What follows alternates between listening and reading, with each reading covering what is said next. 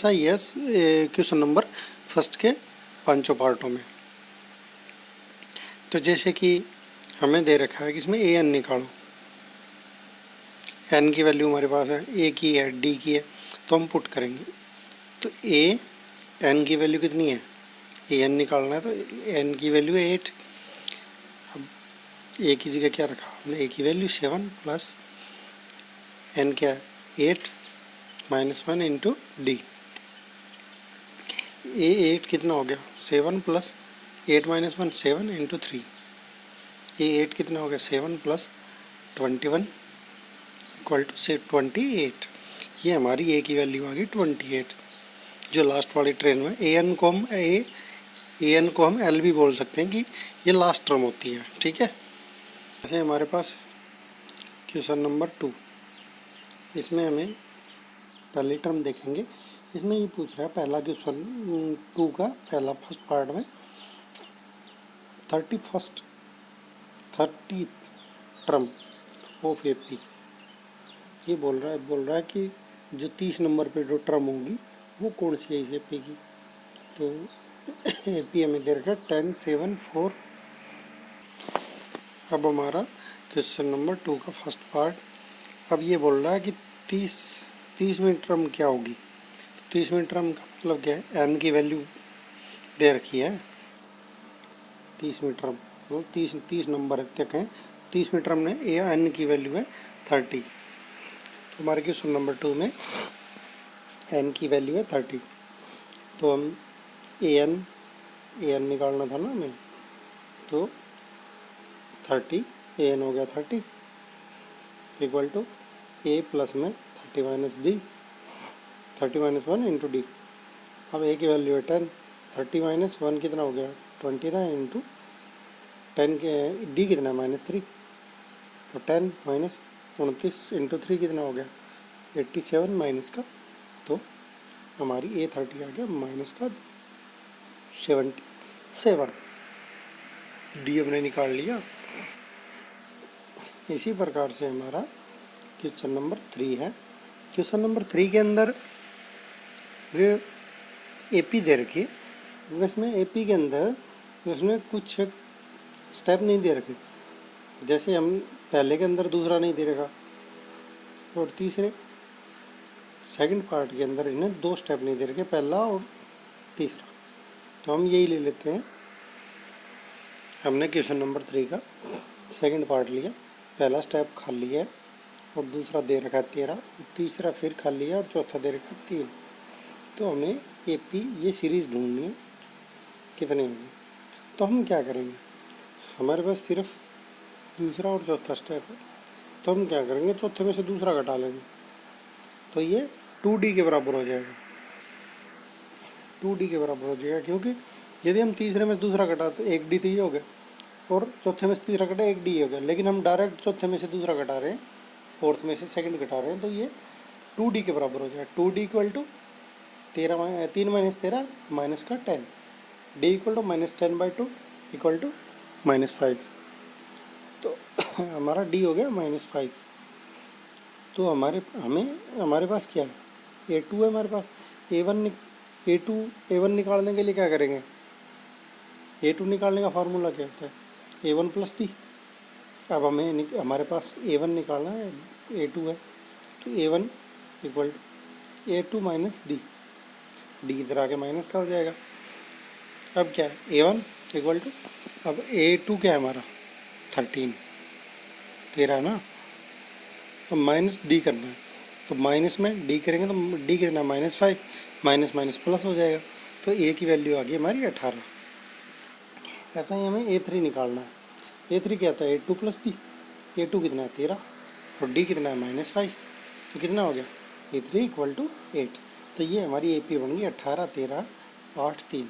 13 और 3 तो दे रखी, 8 और 18 हमने निकाल लिए। तो ये हमारी पूरी ए पी कंप्लीट हो गई। हमारा नेक्स्ट क्वेश्चन है question number 4। Which term of the A P 3 8 13 18 and is 78।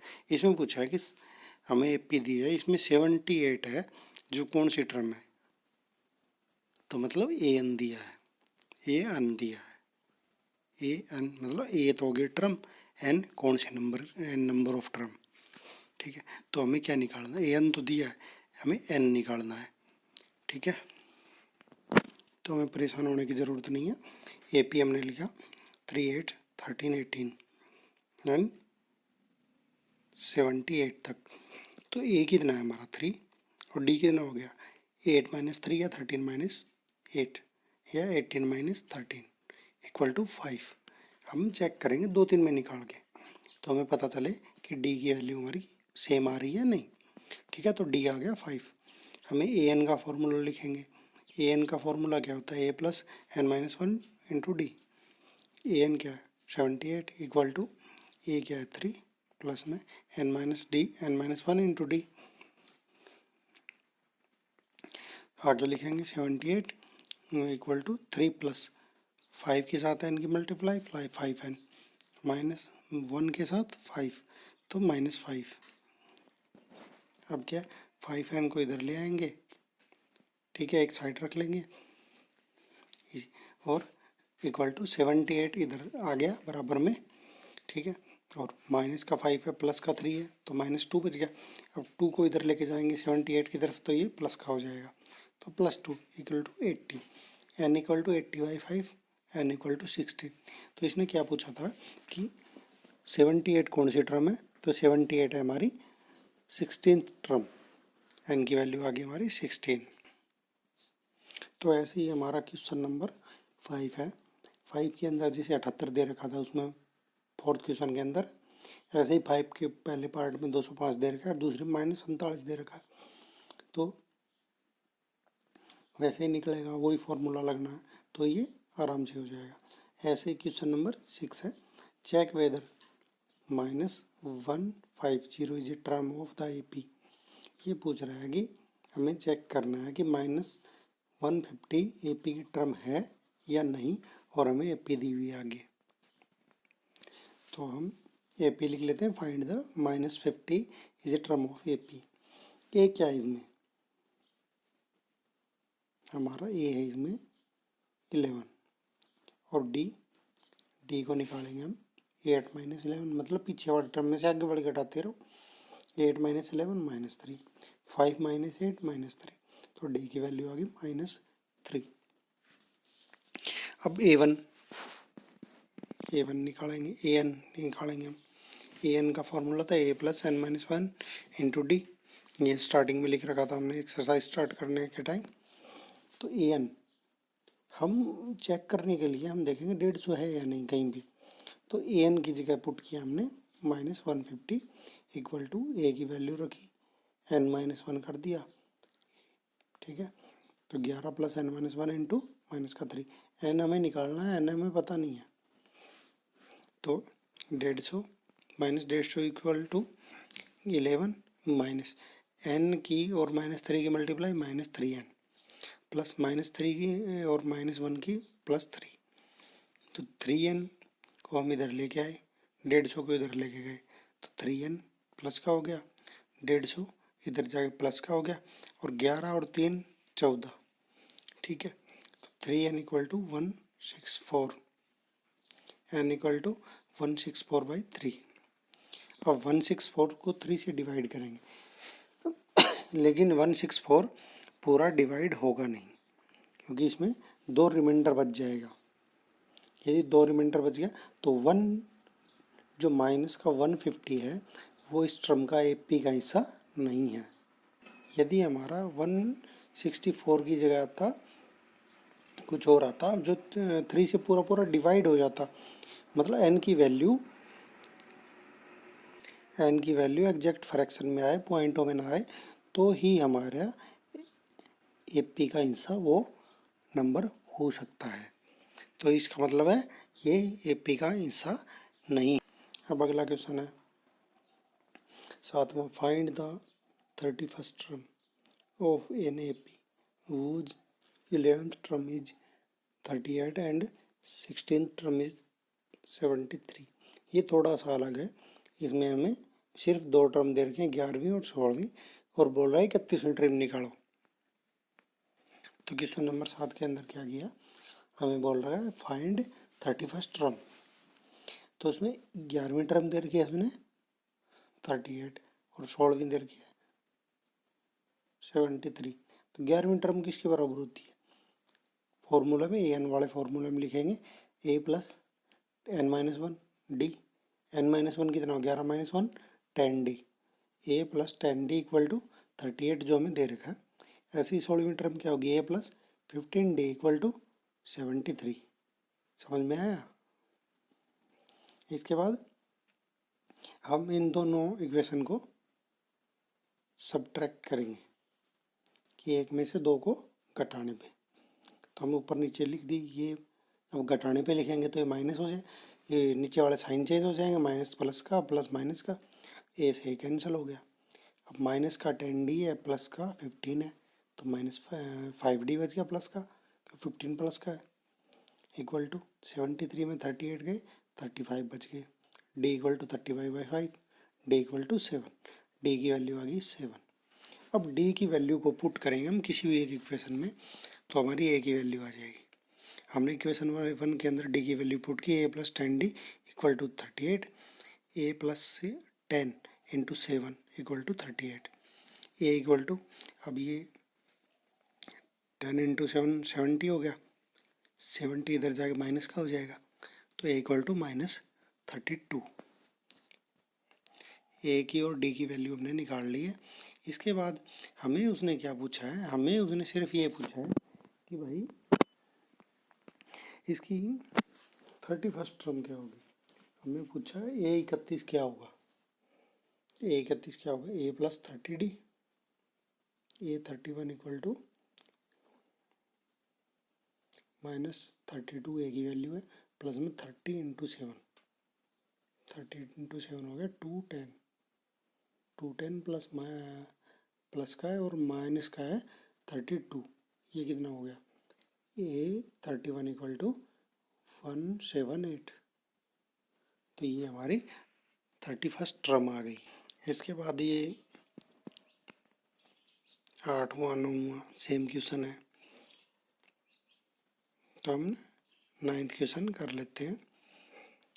ये तो 3rd एंड 9th टर्म, इसने देखा तीसरी और 9वीं टर्म है, हमें 4 और -8 दे रखी है, तो ए पी कहाँ पे 0 होगा, ये पूछ रहा है कि 0 ए एन की वैल्यू 0 होगी तो कौन से नंबर पे होगी, एन की वैल्यू निकालो।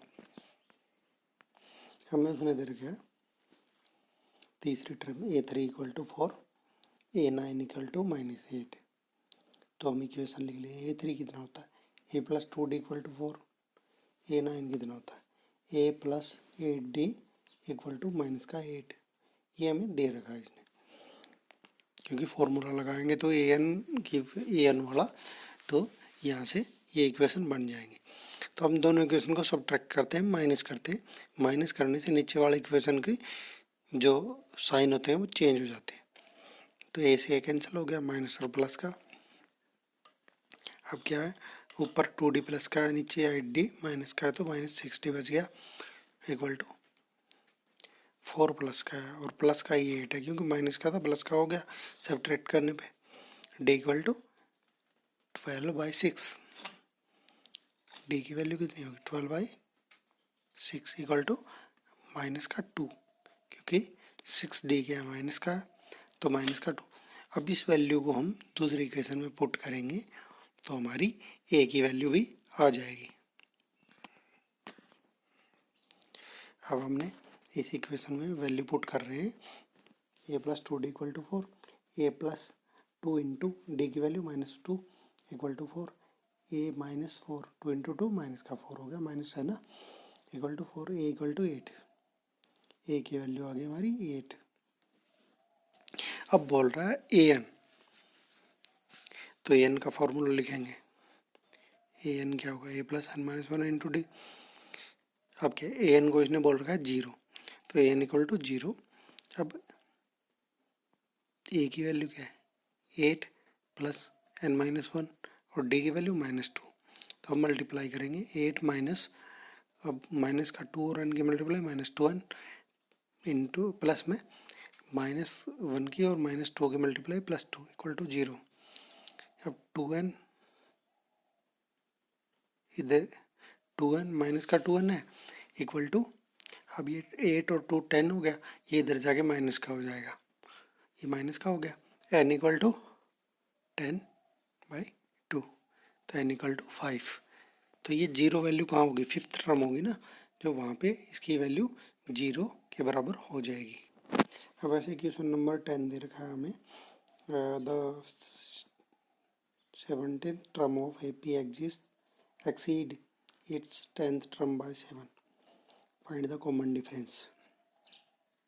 इसमें हमें क्या दे रखा है, इसने दे रखा है कि जो 17वीं टर्म है ना, वो जो 10वीं टर्म है उससे 7 ज़्यादा है।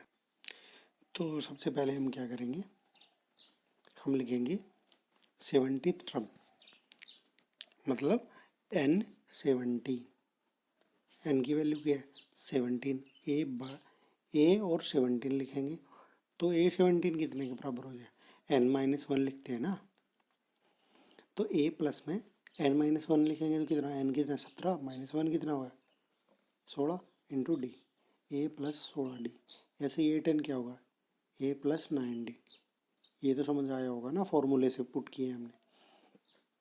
अब क्या करेंगे, a प्लस 16d और बराबर में a प्लस 9d, दोनों चीज़ लिख लेंगे, a प्लस 16d और a प्लस 9d। अब ये बोल रहा है 7 ज़्यादा है, 10वीं टर्म से 7 ज़्यादा, यदि हम 10वीं टर्म में 7 जोड़ दें, ऐड कर दें, तो दोनों बराबर हो जाएंगे, तो हमने 7 जोड़ दिया जो उसने दे रखा है वैसे। अब क्या है, बराबर के इधर ही है, इधर ही है, तो इधर ले गया माइनस का हो जाए, वैसे काट लो, चाहे दोनों को वैसे कैंसिल कर दो, ठीक है। हमने दोनों ए को बराबर के इधर है तो कैंसिल कर दिया। अब 9d इधर है, 16d इधर है, तो 9d को इधर लेके आए कितना, माइनस का 9d हो जाएगा, 16 में से 9d गया, कितना बच गया 7d इक्वल टू 7 बच गया इधर, और d इक्वल टू क्या होगा 7/7, d इक्वल टू वैल्यू आ गई 1, यही हमें निकालना था। इसके बाद 11वां क्वेश्चन है, 11वें क्वेश्चन में क्या है, AP दे रखा है और विल बी मोर देन, इसमें पूछ रहा है कि जो 54 नंबर टर्म है उससे 132 ज़्यादा है, ठीक है। तो हम क्या करेंगे, 54 टर्म निकाल लेंगे और उसमें 132 जोड़ देंगे, तो क्या हो जाएगा, हमारी वैल्यू आ जाएगी। और ऐसे ही अगला क्वेश्चन है, 2 AP है सम के, ये बोल रहा है कि 2 AP हैं, उनमें सेम कॉमन डिफरेंस है, ये समझने वाला क्वेश्चन है। 2 AP है सेम कॉमन डिफरेंस, और आगे क्या लिख रहा है, the difference between centre term, ये बोल रहा है भाई 2 AP है, उनमें सेम कॉमन डिफरेंस है, ठीक है। और जो उनकी 100वीं टर्म है, 100 नंबर की जो टर्म है दोनों की, उनका जो डिफरेंस है वो 100 है, ठीक है। What will be the difference between the 1000 number term, 1000 number. अब मुझे ये बताओ आप, यदि 2 AP उनका कॉमन डिफरेंस सेम है, ठीक है, तो डिफरेंस भी हमेशा सेम रहेगा, चाहे आप 10 नंबर टर्म पे ले लो चाहे 1000 नंबर टर्म पे। चेंज क्या है उसमें, उसमें चेंज है तो सिर्फ ए, जितनी ए की वैल्यू रहेगी उसमें ए की वैल्यू का डिफरेंस रहेगा, वो ही डिफरेंस रहेगा। अब बोल रहा है 100वीं टर्म के अंदर डिफरेंस है 100, तो 1000 ले लो चाहे 5000 ले लो, डिफरेंस हमेशा 100 ही रहेगा दोनों टर्म, क्योंकि कॉमन डिफरेंस सेम है, वो बढ़ेगा नहीं, ठीक है। तो ये हमारा 12 नंबर क्वेश्चन हो गया। और 13 number question, how many 3 digit number are divisible by 7, 7 से डिविजिबल होने वाले 3 डिजिट के नंबर, मतलब भाई 100 से ऊपर, 100 3 डिजिट का है, अब 100 से जितने ऊपर नंबर होंगे और 1000 4 डिजिट का हो गया, और 1000 से नीचे 7 से डिवाइड होने वाले नंबर पता करने हैं, तो n की वैल्यू निकालनी है हमें। तो आइए देखते हैं, क्वेश्चन नंबर 13 में है 7 से डिवाइड होने वाले नंबर लिखेंगे पहले हम। 7 से सबसे पहला नंबर कौन सा डिवाइड होता है, 3 डिजिट का, जैसे 100 ले लिया हमने, 100 डिवाइड नहीं हुआ, 101 ले लिया नहीं हुआ, 102 ले लिया नहीं हुआ, 103 ले लिया नहीं हुआ, 104 ले लिया नहीं हुआ, लेकिन जैसे 105 लिया 7 से डिवाइड हो गया, तो पहला नंबर क्या हुआ 105। इसके बाद 7 जोड़ते जाओ, इसमें 2 3 लिखो, और फिर हम क्या करेंगे, 1000 7 से डिवाइड होगा नहीं होगा, ऐसे हम घटते जाएंगे। तो हम जब 994 लेंगे वो ही 7 से डिवाइड होगा, तो 994 7 से डिवाइड होगा, ये लास्ट नंबर हो गया। अब डी क्या है, डी है 7, क्योंकि 7 से डिवाइड, 7 में 7 डिफरेंस है ना सबका। और ए क्या है 105, ए की वैल्यू 105 है। तो ए एन निकालेंगे, ठीक है, ए एन निकालेंगे, ए एन वाला फार्मूला पुट करेंगे, a n equal to a plus n minus one into d. तो ए एन हमें दे रखा है। अब मैंने हमारे पास क्या है, जो 3 डिजिट का सबसे बड़ा नंबर, 3 डिजिट का सबसे बड़ा नंबर जो 7 से डिवाइड होता है, 994 में हमने ले रखा है, इक्वल टू 105, ए की वैल्यू लिख दी प्लस में। अब हमें निकालना नंबर ऑफ टर्म, ये कितनी 105 से लेकर 994 तक 7 से डिवाइड होने वाले कितने हो गए। तो नंबर ऑफ टर्म लिखा n minus one into common different है 7, कॉमन डिफरेंस को लिखा 7। तो हमने ऐसे ही इसको 994 को इधर लिख दिया, कोई फर्क नहीं पड़ता, बराबर के बराबर है, सारे को इधर ले आओ, इधर ले जाओ। 105 प्लस में n माइनस वन को 7 से मल्टीप्लाई किया, 7n माइनस 7 इक्वल टू 994। अब 7n इक्वल टू 994, अब क्या है 105 प्लस का है, माइनस का 7 है, तो बच गया 98 प्लस का, तो बराबर के इधर के कितना रहा 98 माइनस का हो गया। तो n इक्वल टू,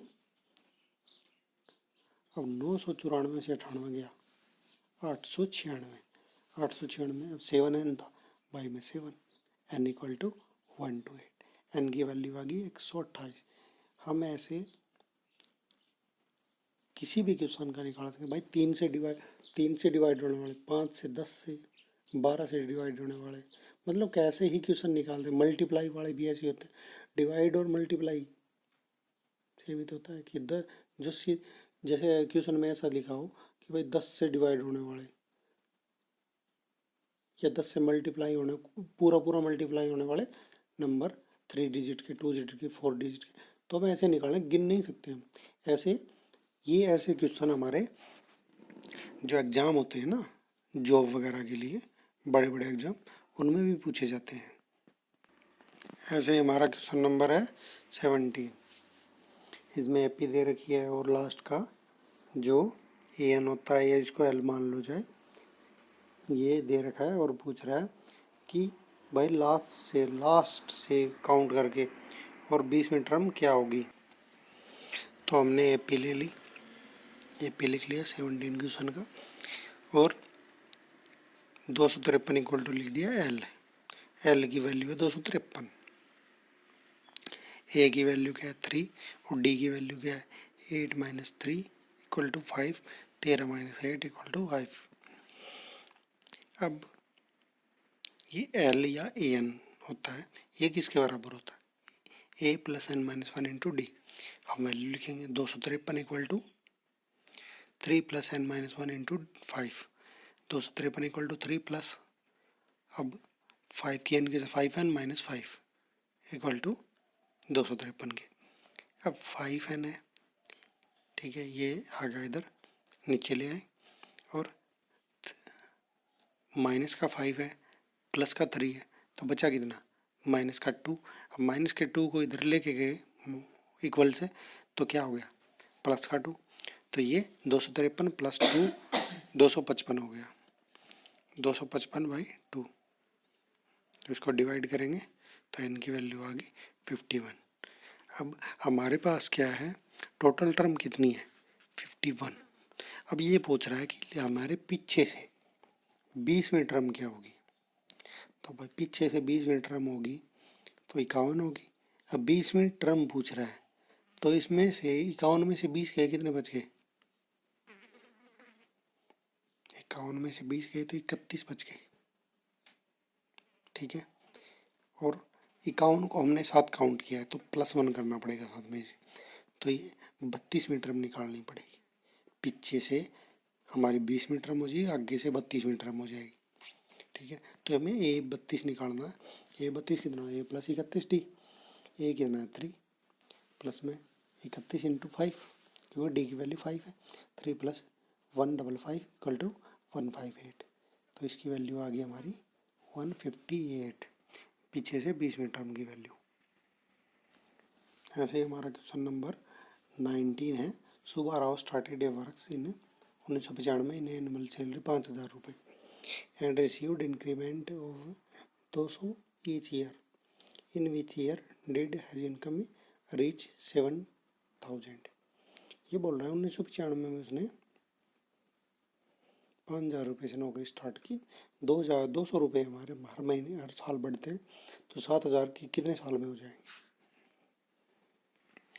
तो हमने मान लिया भाई 5,000 रुपये स्टार्ट की, 5,000 एक वैल्यू होगी 5,000, और अगले साल होगी 5200, उससे अगले साल होगी 5400, बढ़ती जाएगी। और लास्ट में उसने बोल रहा है 7,000, तो हमने लिख दिया 7,000, ए एन की वैल्यू लिख दी 7,000। डी हो गया 200, क्योंकि 200 रुपये बढ़ते हैं ना, 200 का डिफरेंस रहेगा। हम निकालेंगे एन की वैल्यू, कि भाई 7,000 एन, ए एन है ना ये 7,000, तो एन की वैल्यू निकालेंगे। तो ए एन का formula a n equal to a plus में n-1 इंटू डी। अब ए एन कितना है 7,000, ए कितना है 5,000, प्लस n-1 इंटू 2,000 डी की वैल्यू। अब मल्टीप्लाई कर दिया इनको, 7,000 इक्वल टू 5,000 प्लस में 200 एन माइनस में 200। अब 5,000 में से 200 घटाओ, क्योंकि 5,000 प्लस का है और माइनस का 200 है, 4800 बचा। 4800 इधर गया तो माइनस का हो गया, तो 7,000 में माइनस 4800 गए 2200। अब 200 n equal to 2200, n equal to 2200 बटा 200, तो एन की वैल्यू क्या आएगी 11। हम इसको कैंसिल कर देंगे, 00 से 00, 11 दूनी 22, तो हमारी वैल्यू क्या आ गई एन की वैल्यू है 11। तो यदि उसने ये पूछ रहा है कि कितने साल में हो जाएंगे, तो 11 हो गया। यदि ये पूछे कि कौन से साल तक हो जाएंगे, तो 1995 में उसने स्टार्ट किए, तो उसमें 1995 में 11 जोड़ देंगे, 1995 में 11 के जोड़ देंगे तो कितना हो जाएगा 2006, कि 2006 में उसकी सैलरी हो जाएगी 7,000 रुपये। तो मुझे उम्मीद है कि आप लोगों को ये पूरी एक्सरसाइज अच्छे से समझ आ गई होगी। इसमें सिर्फ ए एन का फॉर्मूला आप लोगों को याद रखना है, और उसी से आगे पीछे करके सारे क्वेश्चन दिए हुए आप आसानी से कर सकते हो। कुछ समझना आए तो कमेंट करें, और कंटिन्यू इस चैनल पे मैथ की कंटिन्यू वीडियो देखने के लिए चैनल को सब्सक्राइब करें। थैंक्स।